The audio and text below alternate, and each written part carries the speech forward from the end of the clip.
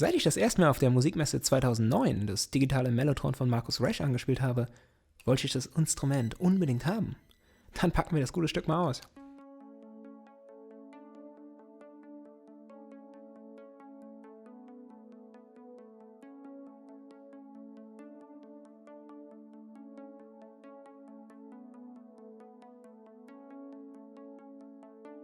Das Paket enthält nur das Nötigste. Neben dem Instrument gibt es ein Netzkabel, das Netzteil sowie ein Mikrofasertuch für die Displays. So, jetzt noch die restliche Verpackung drumherum lösen und das Instrument ist soweit bereit.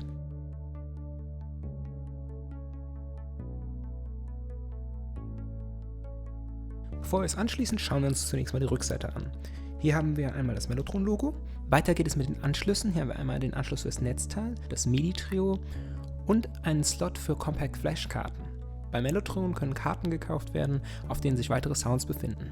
Daneben sind Anschlüsse für Kopfhörer, Volume-Pedal und Mono-Ausgänge für die Sounds A und B einzeln sowie ein Master-Out für beide.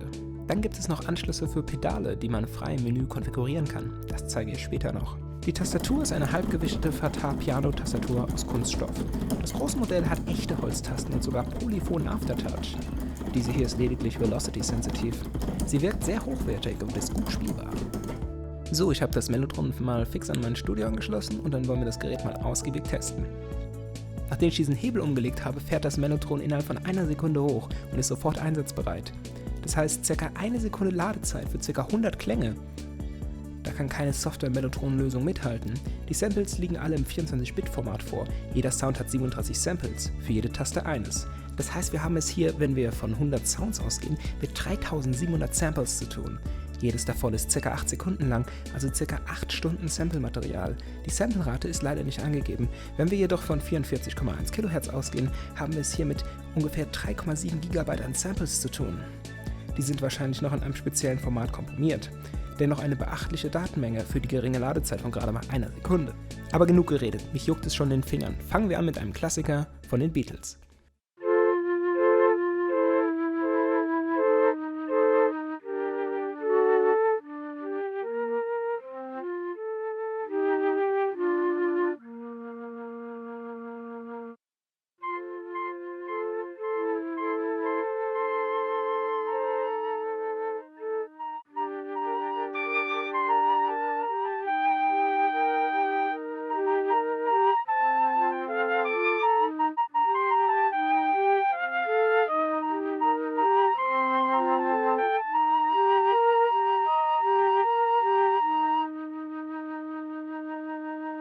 Schauen wir uns mal die Bedienelemente an. Wir haben die klassischen Bedienelemente eines Mellotrons. Ein Volume-Regler, einen Tone-Knopf,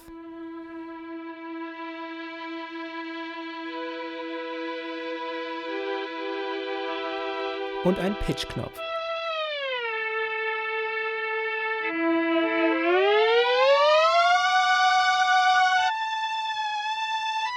Mit dem A-B-Mix-Schalter können wir beide Sounds, die wir ausgewählt haben, ineinander überblenden.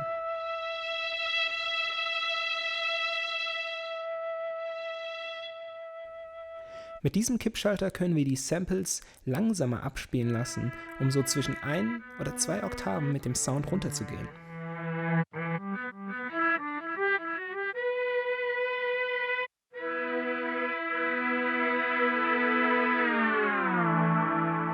Neben dem Display befinden sich die beiden Select-Knöpfe, mit denen wir die Klänge auswählen können. Das war's mit den Bedienelementen. Schauen wir jetzt mal ins Menü.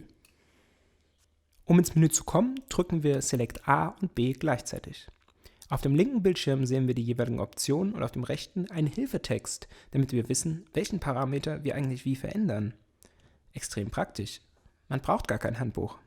Im Sound-Settings-Menü kann man jeden Klang einzeln auswählen und diesen als Favorit speichern und für jeden Klang einzeln die Lautstärke im Allgemeinen oder auch die Lautstärke für jede einzelne Taste individuell einstellen. Und wie wir sehen, gibt es hier auch wunderschöne Grafiken, die das alles visualisieren. Das Ganze ist auch ziemlich einfach zu bedienen, sobald man das Zusammenspiel zwischen den beiden Select-Knöpfen verstanden hat. Unter den Keyboard-Settings kann man die Anschlagsdynamikkurve des Keyboards ändern, den Attack der Samples ändern,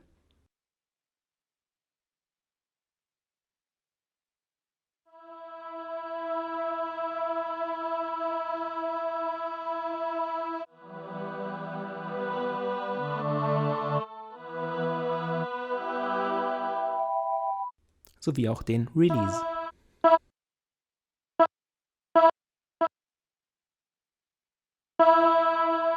Hier gibt es auch das erste große Mellotron-Feature. Wir können eine Rewind-Simulation aktivieren und genau einstellen. Hier wird emuliert, wie lange das Tonband nach dem Loslassen der Taste zum Zurückspulen braucht. Dadurch ist es möglich, wenn die Taste erneut gedrückt wird, bevor das Tonband zurückgespult wurde, wir den Sound mittendrin vom Sample anschlagen können, wie bei einem echten Mellotron.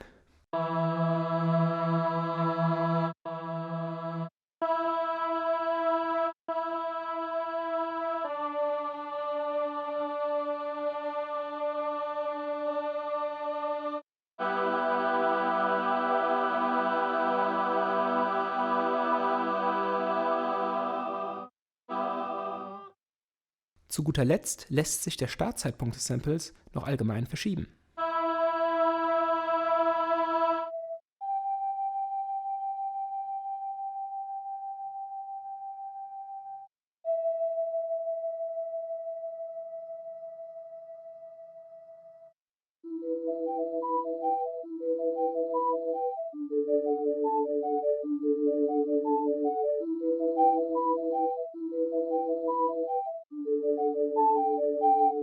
Das nächste Menü widmet sich den MIDI-Einstellungen.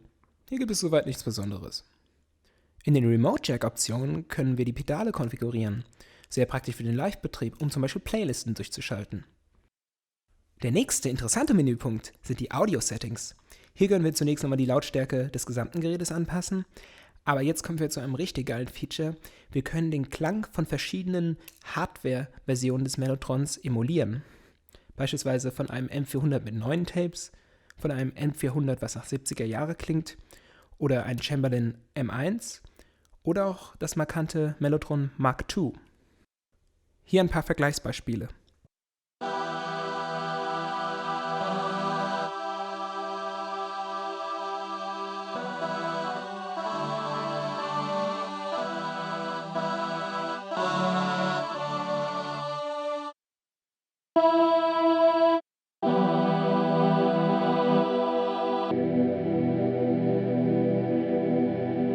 Jetzt können wir noch Einstellungen für den virtuellen Motor wählen. Das Pitchrad am Mellotron funktioniert ja im Prinzip so, dass der Motor schneller oder langsamer läuft und dadurch die Samples schneller und langsamer abgespielt werden und sich so die Tonhöhe verändert. Wir können zunächst einstellen, ob der Pitch-Knopf in Halbtönen funktioniert oder eher frei und wie lange der Motor braucht, um diesen Befehl umzusetzen. Das heißt, es gibt eine kleine Verzögerung, wenn man den Knopf dreht und dadurch entsteht auch ein schöner Portamento-Effekt. Dann können wir noch einstellen, wie der High-Low-Schalter funktioniert und ob die Samples in halber oder in einer Viertelgeschwindigkeit abgespielt werden sollen. Dadurch können besonders düstere und dunkle Sounds erzeugt werden. Auch hier können wir natürlich noch einstellen, wie lange es braucht, bis der Effekt greift.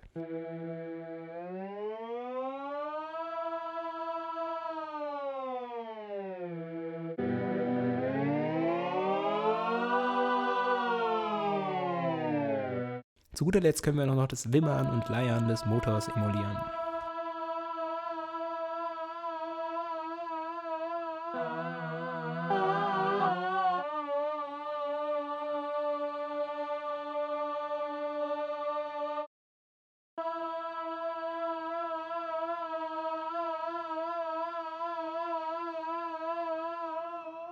Das Gerät ist wirklich auf das Wesentliche reduziert, es produziert Mellotron-Klänge.